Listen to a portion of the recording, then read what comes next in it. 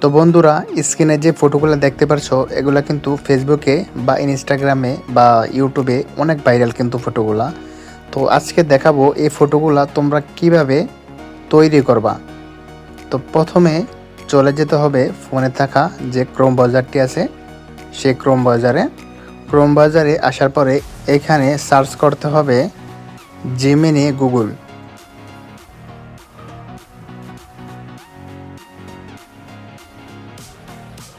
তো নিচে দেখতে পারছো এই অ্যাপসটা কিন্তু চলে আসছে। তো এটার মধ্যে জাস্ট ক্লিক করে দিবা।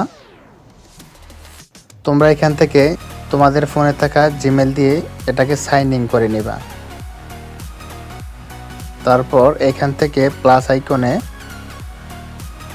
এখান থেকে ক্রিয়েট ইমেজ এটা সিলেক্ট করে দিবা। তারপর নিচে প্লাস যে আইকনটা আছে এটার মধ্যে ক্লিক করে দিবা। তারপর এখান থেকে আপলোড ফাইল এটার মধ্যে ক্লিক করে দিবা। তারপর এখান থেকে ফটো অ্যান্ড ভিডিও এটার মধ্যে ক্লিক করে দিবা। তো এটার মধ্যে ক্লিক করার পরে তোমাদেরকে সরাসরি গ্যালারিতে নিয়ে আসবে। তো তোমরা এখান থেকে সিলেক্ট করে নিবা যে ফটোটা তোমরা এডিট করতে চাও। তারপরে আমি এখানে সিলেক্ট করে দিলাম।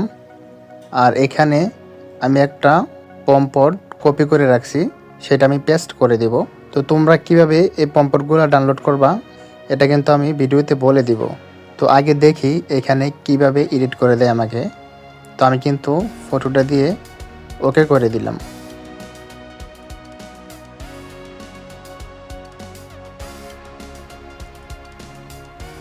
তো ফাইনালি কিন্তু ওরা সুন্দর একটা ফটো কিন্তু আমাকে এডিট করে দিয়েছে।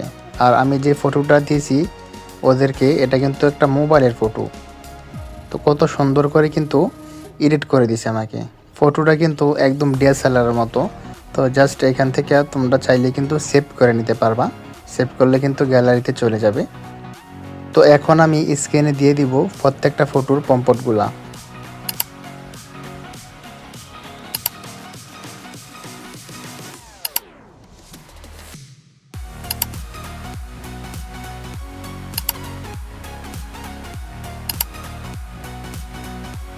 তো তোমরা এখান থেকে স্ক্রিনশট দিয়ে নিবা।